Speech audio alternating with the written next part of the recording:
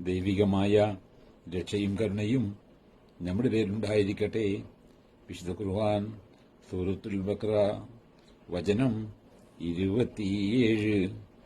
ബിസ്മില്ലാഹിർ റഹ്മാനിർ റഹീം. الذين ينقضون عهد الله من بعد ميثاقه ويقطعون ما أمر الله به أن يوصل ويفسدون في الأرض أولئك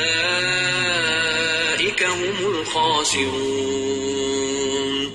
അതായത് യാതൊരു കൂട്ടരെയല്ലാതെ അള്ളാഹുവിന്റെ ഉത്തരവ് അഥവാ അവനോടുള്ള കരാർ ഉറപ്പിച്ചതിന് ശേഷം അതിനെ അവർ ലംഘിക്കുന്നു.